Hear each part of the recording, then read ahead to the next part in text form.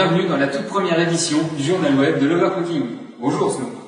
Bonjour Touf, et bonjour à tous. Sans plus tarder, voici les titres de l'information. Nous démarrerons avec une rétrospective de l'année 2006, marquée par la sortie des corps de duo. Nous aborderons principalement les divers chipsets destinés à ces processeurs.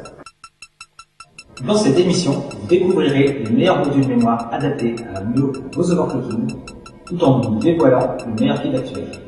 Nvidia ne s'est pas seulement contenté de sortir une nouvelle gamme de chipsets, la firme Caméléon a proposé le premier GPU grand public compatible DirectX 10.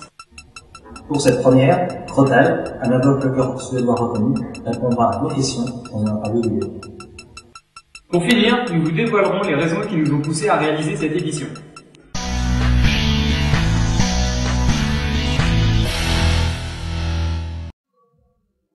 L'année 2006 a été marquée par la sortie du Core 2 Duo, nouveau processeur d'Intel, bénéficiant d'une architecture en allié. La popularité des corps de duo a gagné rapidement du terrain grâce à leur performance accrue et leur disposition à l'overclocking. Intel a profité de l'occasion pour clairement définir sa position envers l'overclocking, en étant présent sur de nombreux salons.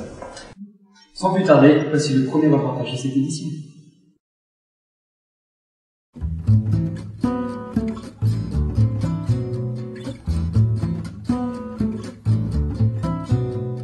Lors de sa sortie, Intel a clairement joué sur le plan de l'overclocking pour propulser la cote de son prochain processeur. Dès lors, il se devait de fournir un chipset capable de tenir des fréquences élevées, sachant que le coefficient des Conroe était très bas. Le P965 était né.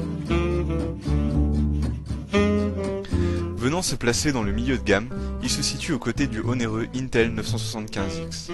On retrouve donc ici deux chipsets pour deux types de configurations. D'un côté, on a le 975X qui ne fait guère mieux que 450 de fréquence maximum stable.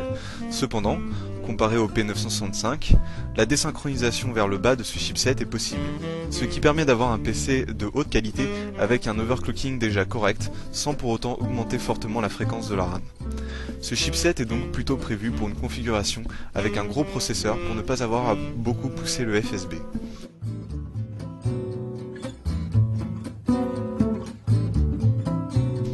Ensuite vient le Intel P965, chipset actuellement le plus populaire pour overclocker son corps de duo. Capable de dépasser les 600 MHz dans certains cas, régulièrement plus de 500, il est malheureusement amputé de la désynchronisation négative. À cause de cela, il faut pour overclocker correctement avec ce chipset de la RAM à haute fréquence, capable de tenir au minimum la même fréquence que la carte mère.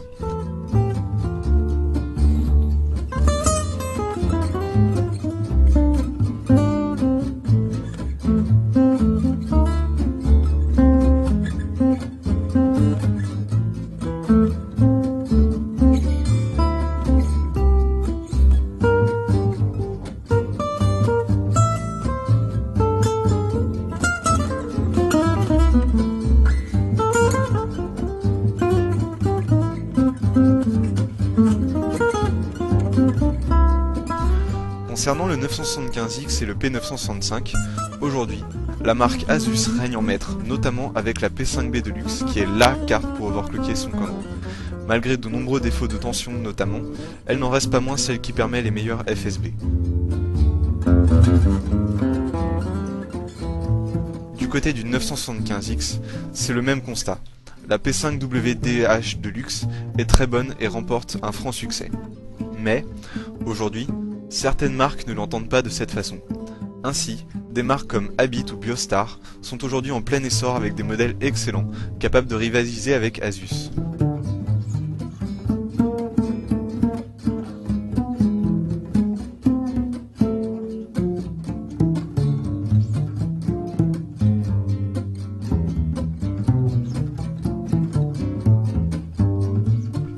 Du côté de Habit, on trouve la très belle AW9D Max.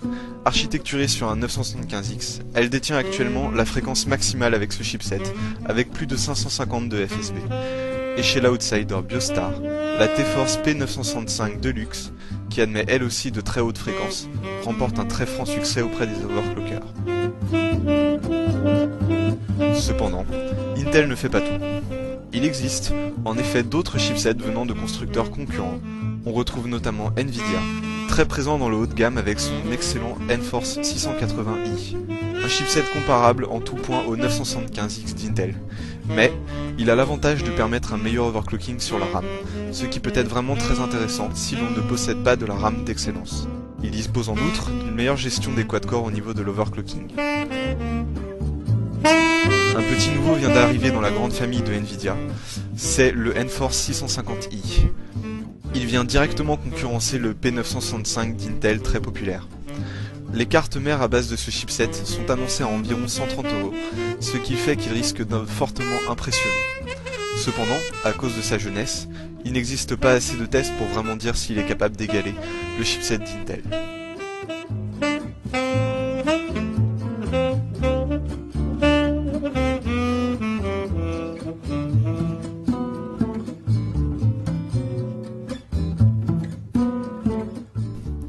Ati n'est cependant pas en reste aussi, avec son tout nouveau RD600, prometteur. Il va cependant devoir faire ses preuves face au 975X et autres Enforce 680i, déjà très performants.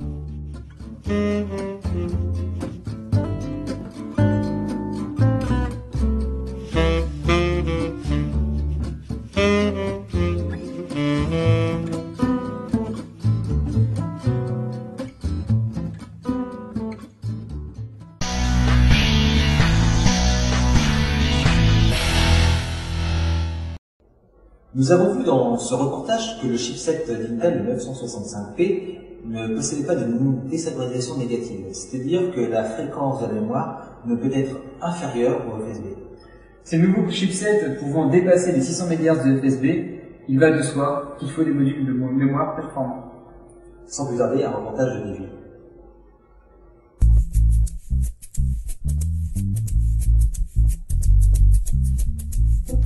Actuellement, avec l'Intel P965, il est très important pour garantir un bon overclocking de posséder un bon kit de RAM. On voit apparaître ici et là des kits certifiés par les fabricants à plus de 550 MHz. La raison est simple, les Conros sont tout simplement capables d'atteindre ces fréquences de FSB. Et vu que le P965 ne dispose pas de désynchronisation négative, il faut un kit capable de tenir la même fréquence que la carte mère. On distingue aujourd'hui deux types de puces capables d'atteindre de très hautes fréquences. Tout d'abord, on trouve la société Elpida, une marque assez peu connue en raison de la trop grande fluctuation dans la qualité de ses puces en overclocking. Elle reste cependant capable de dépasser les 400 MHz dans de nombreux cas. On trouve ensuite des puces qui sont actuellement les plus en vogue, les Micron D9. Ce sont les puces les plus aptes à l'overclocking. Les moins bonnes puces sont tout de même aisément capables de dépasser les 400 MHz. Ces puces sont tellement bonnes que l'énorme majorité des kits PC 6400 et plus en sont équipés. Bien entendu, Micron, comme la grande majorité des marques, multiplie les références dans sa gamme D9 pour diversifier son offre. On trouve ainsi des puces D9 dans toutes les catégories que ce soit, dans le bas de gamme, le milieu de gamme et le haut de gamme, avec parfois des pointes à plus de 500 € pour un kit de 2 Go. À l'heure actuelle, les puces D9 les plus haut de gamme sont les D9 GMH et les D9 GKX, installées à juste titre sur la plupart des kits PC 8000 et plus. Comme à chaque fois maintenant, les fabricants se livrent à une guerre pour avoir la plus grosse référence possible. Ainsi, ce kit Corsair, pourtant sorti il y a presque un an, annonçait déjà un impressionnant PC 8500, capable de s'overclocker à plus de 560 MHz. Aujourd'hui, Corsair annonce une nouvelle série, les Corsair Dominator, actuellement parmi les plus cotés sur le marché grâce à leur nouveau design de refroidisseur. D'autres marques équipent leurs kits haut de gamme avec des chips D9 et même parfois water-coolés comme OCZ avec son Flex XLC. Cependant, l'actuel meilleur kit au monde, le kit Gale PC8500 Ultra, capable de dépasser les 700 MHz sans watercooling, est équipé de puces D9 GCT ultra triées. Pourtant, ces puces sont annoncées comme bas de gamme, comme quoi n'importe quelle puce, quelle que soit sa qualité, annoncée par Micron en sortie d'usine, peut obtenir de très bons résultats. Il ne faut pas perdre en vue que, comme tout matériel d'overclocking, il y a aujourd'hui souvent un coût associé. Ainsi, pour obtenir le kit Gale précédemment cité, il faudra débourser plus de 500 €. Un kit normal taillé pour l'overclocking est souvent trouvable à plus de 250 €. L'overclocking n'est donc toujours pas une pratique gratuite, sauf peut-être pour Micron, qui avec son kit Valuram PC 4200 CAS 44412 installe souvent de la D9. Bref, la D9 est partout et pour tout le monde.